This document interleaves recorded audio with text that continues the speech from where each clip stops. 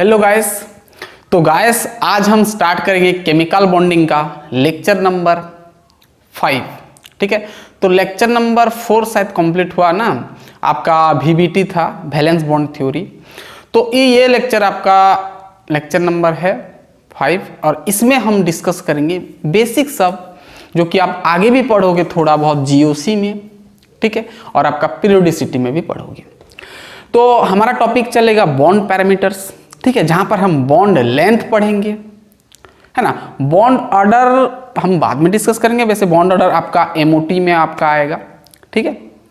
और हम dipole moment समझेंगे और नॉन पोलर और पोलर कोवैलेंट बॉन्ड क्या होता है। तो ये सब बेसिक टर्म है केमिकल बॉन्डिंग का, तो हम डिस्कस करेंगे, ठीक है। यहाँ से भी सवाल बन सकता है। तो चलिए स्टार्ट करते हैं। मेरा नाम है शंकर गुरुम और आप देख रहे हैं ओ लर्निंग पॉइंट। तो चलिए देखते हैं बॉन्ड पैरामीटर्स का। सबसे पहले तो हम देखेंगे बॉन्ड लेंथ, ठीक है, bond energy, bond dissociation energy, ठीक है, ये तो आप केमिकल बॉन्डिंग में पढ़ चुके हो। तो जो इम्पोर्टेंट है, जो यहाँ पर है कहानी, जो हम नहीं पढ़े वो हम थोड़ा डिस्कस कर लेते हैं। तो पहले हम समझेंगे कि बॉन्ड लेंथ क्या होता है। बॉन्ड लेंथ यानी बॉन्ड का लेंथ, सिंपल है, ठीक है। तो बॉन्ड लेंथ हम दो एटम का बीच का हम निकालते हैं, ठीक है। मान लो आपके पास दो एटम है यानी डाई एटोमिक मॉलिक्यूल है। आपके पास ये एक A है और ये एक क्या है B है, और दोनों क्या एक बॉन्ड बनाए हैं। सॉरी, बड़ा बना देता हूँ। ये आपका एक एटम है और आपका ये एक एटम है, ठीक है।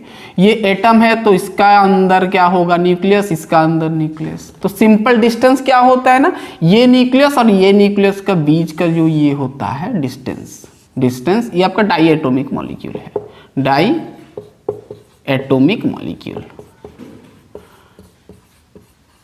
Di atomic molecule. ये दो एटम या तो सेम हो सकता है या तो फिर डिफरेंट हो सकता है, ठीक है। तो ये आपका ये डिस्टेंस को आप क्या बोलते हो, सिंपल इसको क्या बोलते हो, बॉन्ड लेंथ, बॉन्ड लेंथ। अब चाहे आपका सिंगल बॉन्ड हो या तो फिर डबल बॉन्ड हो, ठीक है। ये सिंपल क्या होता है, बॉन्ड लेंथ। यानी सिंपल कहोगे ना, डिस्टेंस बिटवीन, ऐसे लिख सकते हो, distance between two nuclei of bonded of two bonded atoms, of two bonded atoms, ठीक है। दो जो आपका बॉन्डेड एटम्स है, मान लो ये एक एटम है A और ये एक एटम है B और दोनों एक बॉन्ड बनाए हैं, सिंगल या डबल या ट्रिपल जो भी बनाए हैं। तो ये न्यूक्लियस और ये न्यूक्लियस के बीच के डिस्टेंस को हम क्या बोलेंगे, बॉन्ड लेंथ। हाँ, अब सवाल आता है कि बॉन्ड लेंथ हम कैसे कैलकुलेट करें, ठीक है। तो ये बॉन्ड लेंथ ना हम ऐसे कैलकुलेट नहीं कर सकते, क्योंकि बॉन्ड लेंथ बहुत छोटा होगा ना। ये दो एटम मतलब समझते हो बहुत छोटा है, तो इसका जो बॉन्ड लेंथ हम डिटरमाइन नहीं कर सकते। एक्सपेरिमेंट अनुसार हम कर सकते हैं, एक्सपेरिमेंट के अनुसार हम कर सकते हैं, ठीक है। बहुत सारे इसका मेथड होता है भाई, आप आगे पढ़ोगे, ठीक है। इसका इलेक्ट्रॉन डिफ्रैक्शन मेथड होता है, स्पेक्ट्रोस्कोपिक मेथड होता है, ठीक है। तो अलग अलग मेथड होता है, ठीक है। बेसिकली हम स्पेक्ट्रोस्कोपिक मेथड में इसको डिटरमाइन करते हैं। एक्सपेरिमेंटली ये आपका हो सकता है। हाँ, आपके पास अगर बुक में डाटा है तो आप पढ़ सकते हो, रट सकते हो, कोई दिक्कत नहीं है। लेकिन बॉन्ड लेंथ ऐसे नहीं पूछेगा आपको, ठीक है। तो समझ में आ गया। हाँ, अब बॉन्ड जो डिस्टेंस है इसको हम कैसे एक्सप्रेस करेंगे, यानी कौन सा यूनिट हम डालते हैं।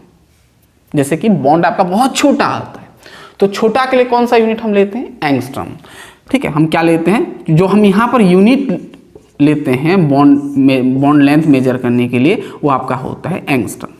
आप चाहो तो मीटर में कर सकते हो, तो एंगस्ट्रॉम को मीटर में करोगे तो 10⁻⁻10 मीटर, ठीक है। अब पिकोमीटर में भी ले सकते हो, बहुत छोटा यूनिट होता है, तो मीटर में करोगे तो -10⁻12 मीटर होगा, ठीक है।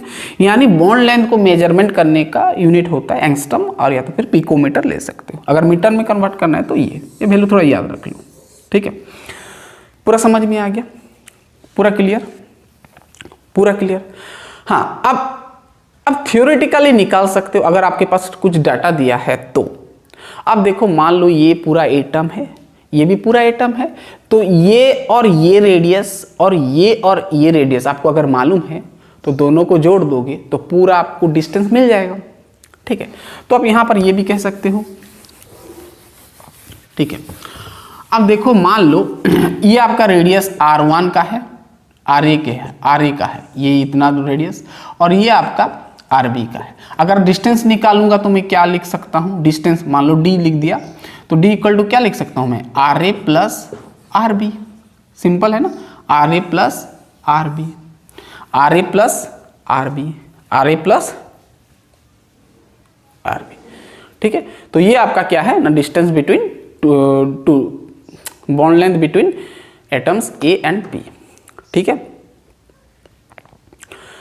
अगर मान लो आपके पास, ध्यान सुन, अगर मान लो आपके पास ये छोटा बड़ा एटम हो सकता है। ठीक है, मान लो RA का कुछ सेंटीमीटर है, इसका कुछ सेंटीमीटर है, या तो इसका कुछ एंगस्ट्रम है, इसका कुछ एंगस्ट्रम है, डिफरेंट एंगस्ट्रम हो सकता है, यानी उसका डिस्टेंस डिफरेंट हो सकता है।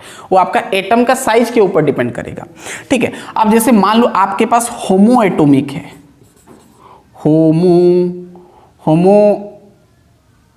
एटॉमिक है, होमो एटॉमिक मतलब दो आपका सेम एटम लगा हुआ है। मान लो आपके पास है क्लोरीन और आपका ये क्लोरीन एटम है और ये भी आपका क्लोरीन एटम है। अगर दोनों सेम है, ये दो एटम क्या है ना, सेम है, तो यहाँ पर ये तो आपका न्यूक्लियस है, ये आपका न्यूक्लियस है, ये भी न्यूक्लियस है, तो ये डिस्टेंस, ये डिस्टेंस यानी ये रेडियस, आप रेडियस कह सकते हो, ये रेडियस, ये रेडियस, ये रेडियस, ये रेडियस। ठीक है, ये किसका है भाई, Cl का है। ठीक है, तो अगर यहाँ पर आप इसका रेडियस निकालोगे तो भी कर सकते हो। ठीक है, अब अगर यहाँ पर मान लो Cl का रेडियस निकालना चाहते हो, ये क्लोरीन है, मान लो ये क्लोरीन है, अब इसका अगर आप रेडियस निकालोगे यानी RCl निकालोगे तो क्या लिख सकते हो, D, यानी डिस्टेंस Cl और Cl के बीच में डिस्टेंस कितना है, टोटल डिवाइडेड बाय 2। ये जो रेडियस निकालने का तरीका होता है, ठीक है, ये होमो एटॉमिक का होता है। ठीक है, अगर दोनों एटम सेम है तो ये एक एटम का, ये फिर दोनों का तो रेडियस बराबर ही आएगा, तो DCl माइनस DCl यानी क्लोरीन और क्लोरीन के बीच का टोटल डिस्टेंस बाय 2 करोगे तो आधा मिल जाएगा। आधा मतलब इसका भी रेडियस। ठीक है, Cl का रेडियस मिल जाएगा क्योंकि दोनों सेम है। पूरा क्लियर? तो ये बेसिक चीजें थोड़ा याद रखना। अब देखो, अब जैसे ये होमो एटॉमिक लिया, मतलब दो एटम बराबर दिख रहे हैं। अगर मान लो दो एटम अलग अलग है, मान लो एक एटम छोटा है इस प्रकार और एक एटम थोड़ा बड़ा है, तो भाई साइज के ऊपर डिपेंड करेगा। तो इसका जो है ये न्यूक्लियस होता है, ठीक है, ये भी न्यूक्लियस है, ठीक है। इसका देखो रेडियस इतना, इसका रेडियस इतना, ठीक है। अब देखो वेवलेंथ, तो यहां पर वेवलेंथ ध्यान सुनना, यानी यहां पर बॉन्ड जो वेवलेंथ बोलता हूं, सॉरी, आपका जो बॉन्ड लेंथ है, ध्यान सुनना, ये जो बॉन्ड लेंथ है, ये बॉन्ड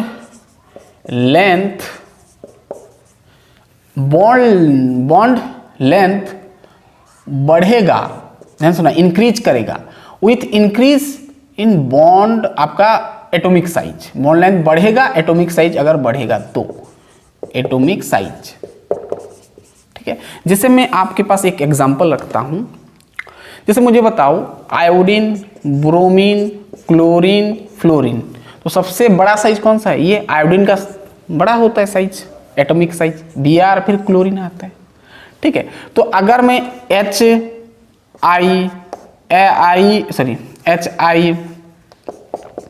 HBr, HCl और HF, अब मुझे बताओ कि सबसे ज्यादा बॉन्ड लेंथ किसका होगा?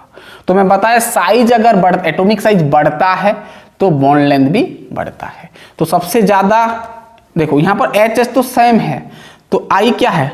बड़ा है। तो अगर इसका होगा कुछ इस प्रकार होगा, हाइड्रोजन छोटा है तो आयोडीन बड़ा है, हाइड्रोजन छोटा, हाइड्रोजन तो वही सेम रहेगा, लेकिन Br आयोडीन से छोटा है तो थोड़ा छोटा होगा, फिर ये छोटा होगा, फिर ये छोटा होगा, ठीक है। तो आपका जो ऑर्डर हो जाएगा, तो ये इसका जो बॉन्ड लेंथ ज्यादा होगा, फिर ये और ये आपका डिक्रीजिंग ऑर्डर में आ गया, ठीक है। बात समझ में आ रहा है पूरा? यानी साइज बढ़ेगा तो आपका एटॉमिक साइज अगर बढ़ेगा तो आपका बॉन्ड लेंथ भी बढ़ेगा। और एक तो चीज, अगर दो एटम का बीच का बॉन्ड अगर बढ़ता है, यानी ध्यान सुनना।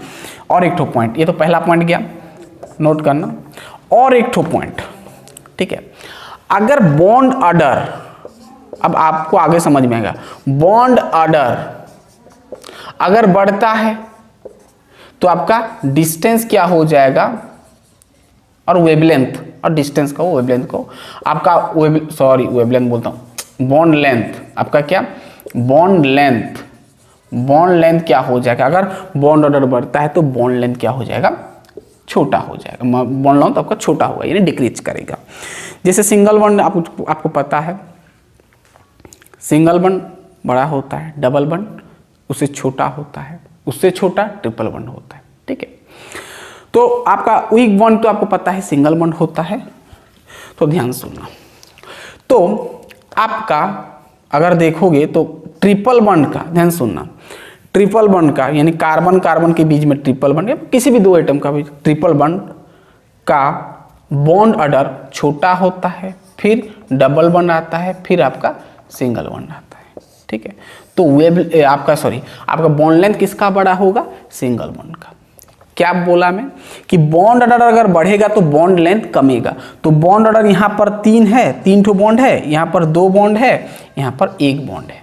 तो बॉन्ड ऑर्डर जैसे जैसे बढ़ेगा बॉन्ड लेंथ घटेगा, ठीक है। या फिर उल्टा कह सकते हो, बॉन्ड लेंथ अगर बढ़ेगा, बॉन्ड लेंथ अगर कम होगा इसका मतलब बॉन्ड ऑर्डर आपका बड़ा होगा। तो सिंपल, बॉन्ड ऑर्डर बड़ा है तो बॉन्ड लेंथ छोटा होगा, फिर इससे फिर ये छोटा, फिर ये बड़ा उससे, फिर इससे बड़ा ये, ठीक है। तो मैक्सिमम बॉन्ड लेंथ इसका होगा, फिर ये। क्लियर बात, ठीक है। तो ये सिंपल होता है आपका बॉन्ड लेंथ। दिख रहा है,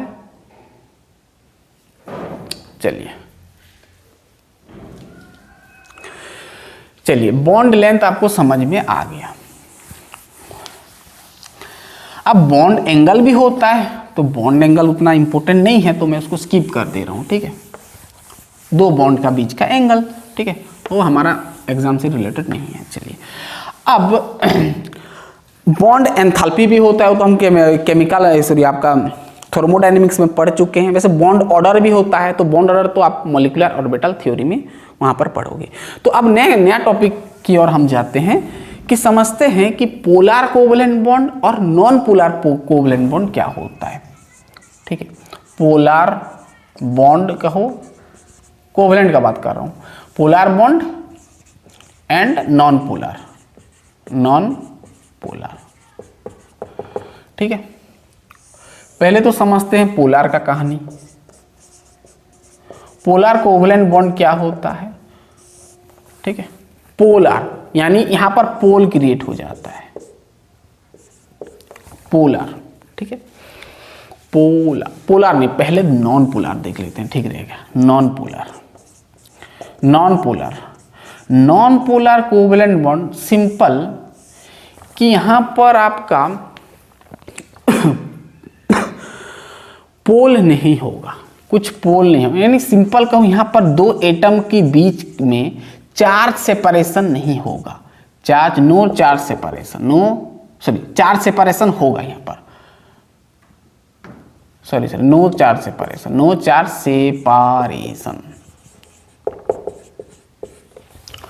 नॉन पोलर देख रहा हूं ना, तो नो चार्ज सेपरेशन नहीं होगा। सिंपल यहां पर कह सकते हो कि दो एटम यानी टू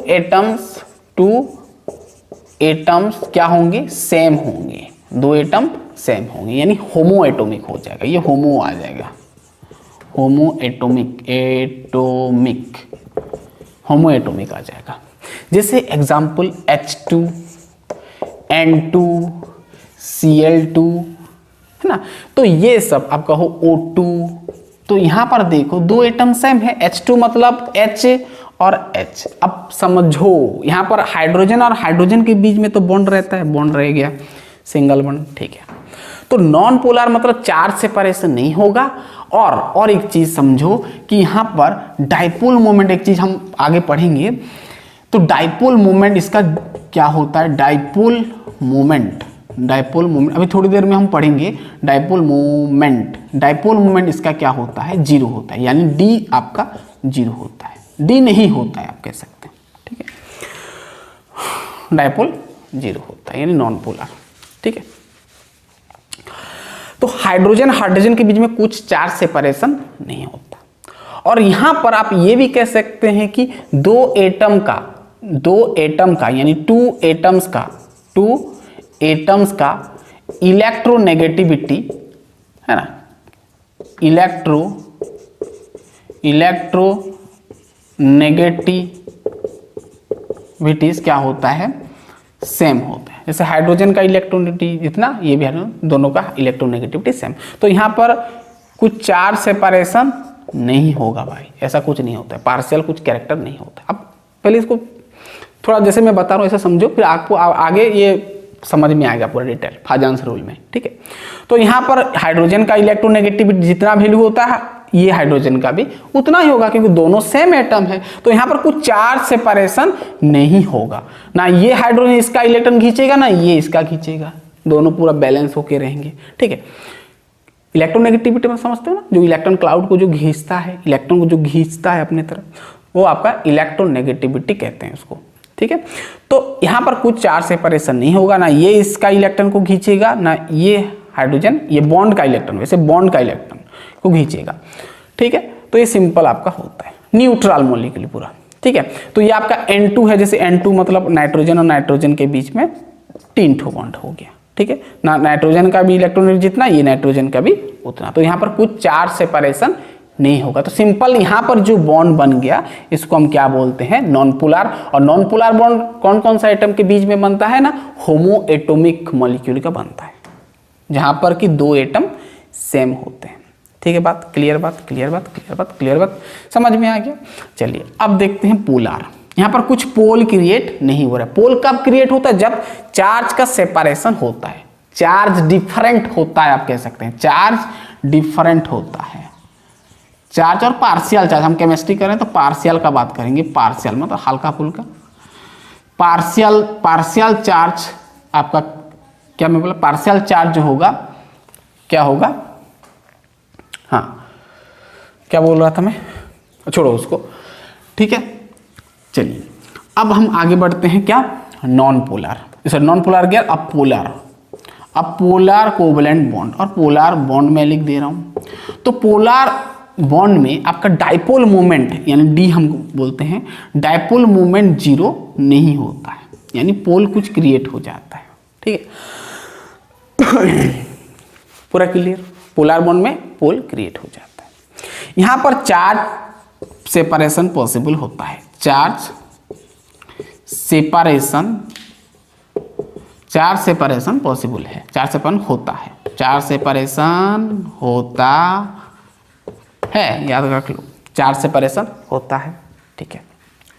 यहां पर पार्शियल चार्ज आपको मिलता है, क्या मिलता है, पार्शियल चार्ज मिलता है, बिकॉज ऑफ इलेक्ट्रोनेगेटिविटी। किसकी वजह से, इलेक्ट्रोनेगेटिविटी की वजह से, इलेक्ट्रोनेगेटिविटी के वजह से, ठीक है। तो यहाँ पर होमोएटॉमिक नहीं होता है भाई, यहाँ पर अलग अलग डिफरेंट एटम्स होगा, यानी डिफरेंट इलेक्ट्रोनेगेटिविटी होता है। यहाँ पर डिफरेंट इलेक्ट्रोनेगेटिविटी होता है, ठीक है। दो एटम के बीच में या फिर दो से ज़्यादा एटम के बीच में अलग अलग इलेक्ट्रोनेगेटिविटी का वैल्यू होता है, ठीक है। यानी यहाँ पर डिफरेंट इलेक्ट्रोनेगेटिविटी होता है, डिफरेंट इलेक्ट्रोनेगेटिविटी होता है, डिफरेंट इलेक्ट्रोनेगेटिविटी होता है। जैसे एग्जांपल में आपको बताता हूँ, जैसे मान लो H और Cl है, H और Cl के बीच में सिंगल बॉन्ड लगा है ना, सिग्मा बॉन्ड। अब देखो यहाँ पर क्लोरीन है, यहाँ पर हाइड्रोजन है, और हमको आगे से पता, आप पीरियोडिसिटी में पढ़ चुके होंगे इलेक्ट्रोनेगेटिविटी का ऑर्डर, ठीक है।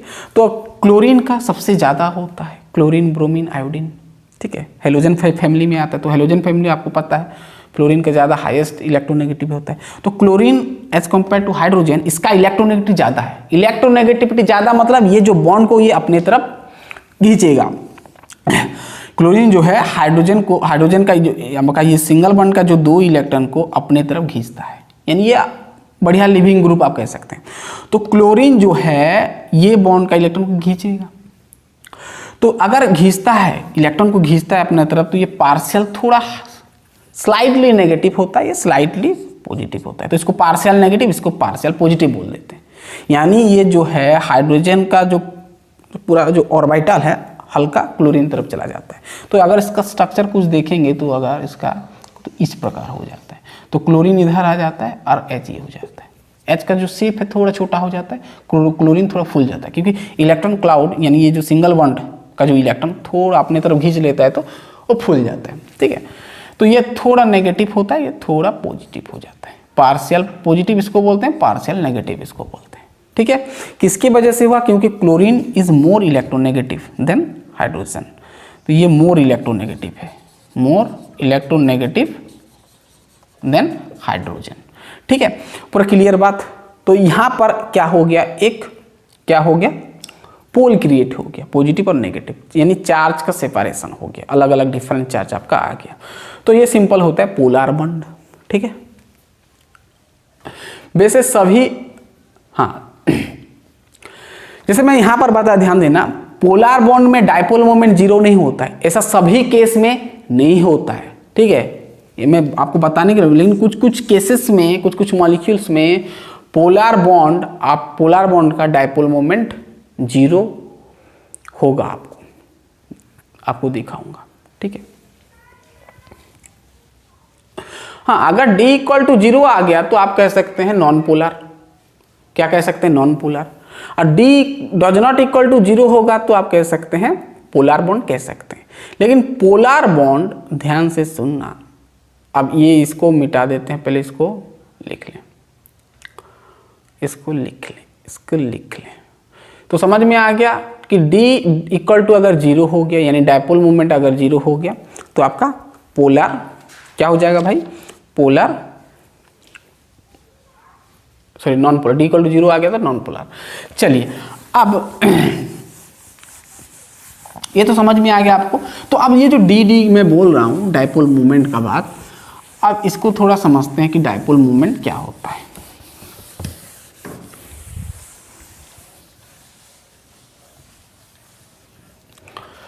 डाइपोल मोमेंट, डाइपोल मोमेंट, अब समझते हैं डाइपोल मोमेंट। वैसे डाइपोल मोमेंट को हम म्यू में डिनोट करते हैं। ठीक है, डाइपोल मोमेंट को म्यू में डिनोट करते हैं।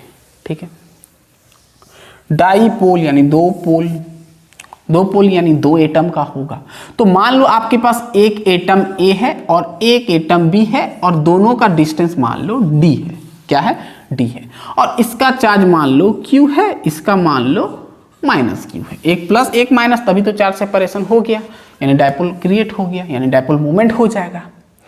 ठीक है, तो ध्यान सुनना, डाइपोल मोमेंट अगर चार्ज सेपरेशन हो गया यानी माइनस जो पॉजिटिव तरफ खींचेगा, पॉजिटिव मतलब ये आपका बॉन्ड को खींचेगा। अब ध्यान सुनना, अब यहाँ पर खींच रहा है तो यानी एक डायरेक्शन क्रिएट हो गया। यानी आप कह सकते हो डाइपोल मोमेंट एक क्या होता है ना, वेक्टर क्वांटिटी होता है। एक वेक्टर, ये वेक्टर क्वांटिटी होता है, यानी उसका डायरेक्शन है वेक्टर क्वांटिटी होता है। क्या होता है? वेक्टर क्वांटिटी होता है। ठीक है, ठीक है। और डाइपोल मोमेंट का यूनिट क्या होता है भाई? इसका जो यूनिट फेमस है वो आपका D बाय है। क्या है? D by.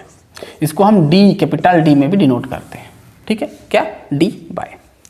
ठीक है, अब देखो चार्ज सेपरेशन हो गया तो सिंपल डाइपोल मोमेंट क्या बोलता है? D या सॉरी म्यू मतलब डाइपोल मोमेंट। डाइपोल मोमेंट क्या बोलता है कि या तो पॉजिटिव या तो फिर नेगेटिव चार्ज, यानी चार्ज सिंपल क्या होता है, क्या बोलता है ना, चार्ज पॉजिटिव हो या तो फिर नेगेटिव हो। ठीक है, इनटू क्या करना है? D करना है, यानी distance between two atoms, distance between two atoms, दो एटम के बीच का डिस्टेंस। ठीक है, तो सिंपल डाइपोल मोमेंट कहता है चार्ज यानी मैं Q ले रहा हूं और डिस्टेंस बिटवीन टू एटम्स को मैं D लिया हूं तो D, Q इंटू D, ये फॉर्मूला होता है। डी आपका डिस्टेंस होता है, डिस्टेंस आप एंगस्ट्रम में लो या मीटर में लो, मैं बता दिया। अब क्यू क्या होता है, आपका क्यू क्या होता है, चार्ज होता है, ठीक है। ये एक फॉर्मूला दिया, ठीक है। चलिए अब जो डायपोल मोमेंट को हम दिखाते हैं कैसे, ऐसे एरो मार्क में दिखाते हैं, ऐसे, ठीक है।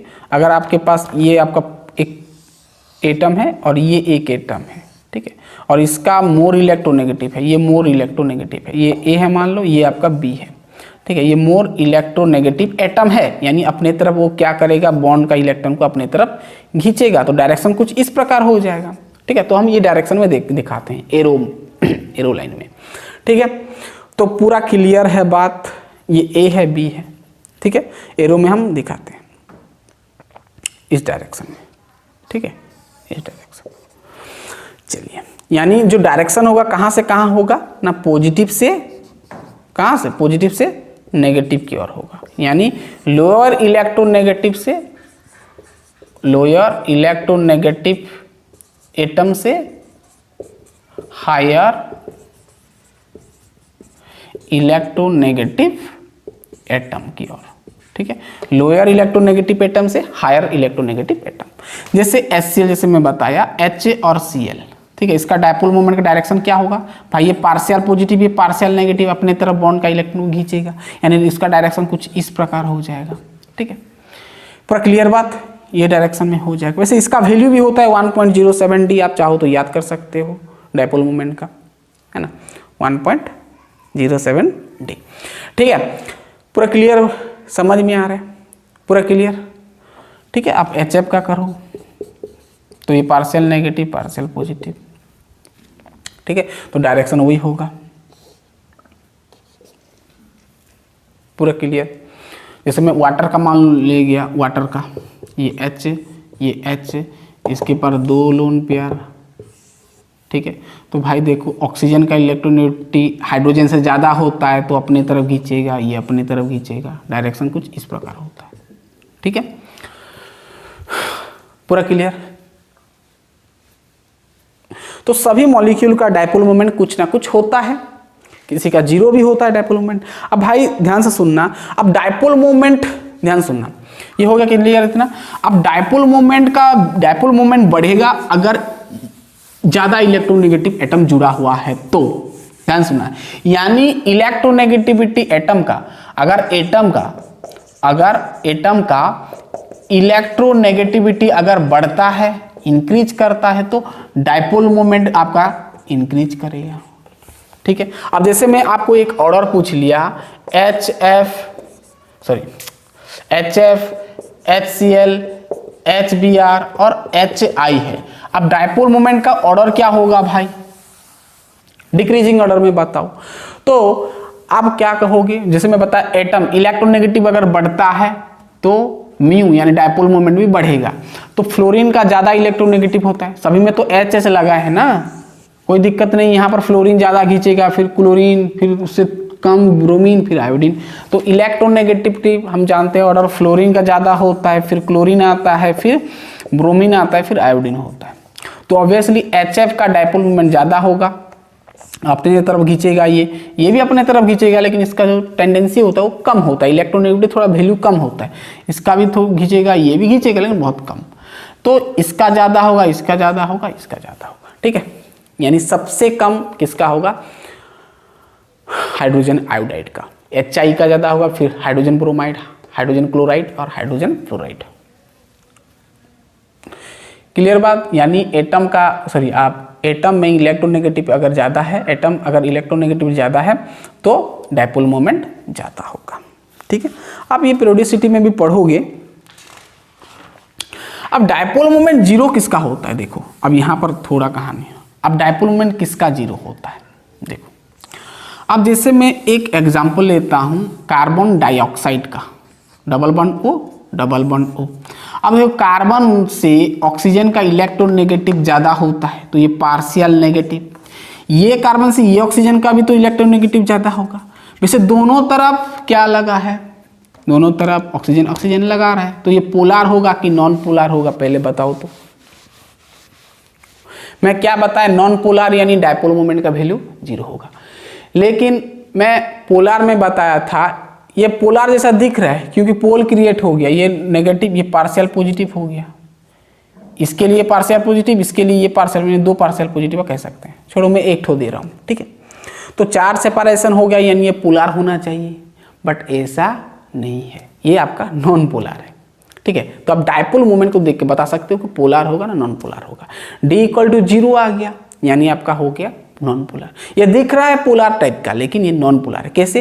देखो, अब ये कार्बन है और इधर आपका ऑक्सीजन है, तो ऑक्सीजन क्या करेगा, अपनी तरफ खींचेगा, यानी उसका डायरेक्शन कुछ इस प्रकार होगा, और ये भी अपने तरफ खींचेगा, डायरेक्शन कुछ इस प्रकार हो जाएगा, यानी दो अपोजिट डायरेक्शन कैंसल आउट हो जाएंगे, इक्वल एंड अपोजिट डायरेक्शन, यानी आपका क्या हो जाएगा भाई, नेट डायपोल मोमेंट क्या हो जाएगा, इसका नेट डायपोल मोमेंट क्या हो जाता है, 0 हो जाता है।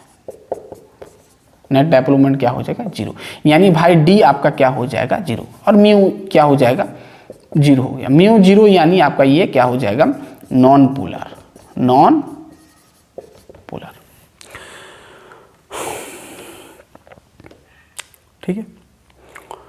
अब बहुत कुछ हो सकता है, ठीक है, बहुत कुछ ऐसे हो सकता है, जैसे और एक तो चीज यहां पर समझना, ठीक है, जिससे मैं BF3 का ले रहा हूँ, BF3, ठीक है, ये F में इसका स्ट्रक्चर आपको पता होना चाहिए, ये आपका F है, ठीक है, ये ऐसा कुछ बना है F, ये कुछ ऐसा बना है BF3 का, ठीक है। फ्लोरीन का इसका इलेक्ट्रोनेगेटिव ज़्यादा, इसका इलेक्ट्रोनेगेटिव ज़्यादा, इसका इलेक्ट्रोनेगेटिव ज़्यादा, आपको दिख रहा है अलग अलग एटम है, बोरॉन है, फ्लोरीन अलग अलग है, ठीक है। चार्ज सेपरेशन आ गया, यानी ये पोलार होना चाहिए, तो ये भी नॉन पोलार होता है। कैसे?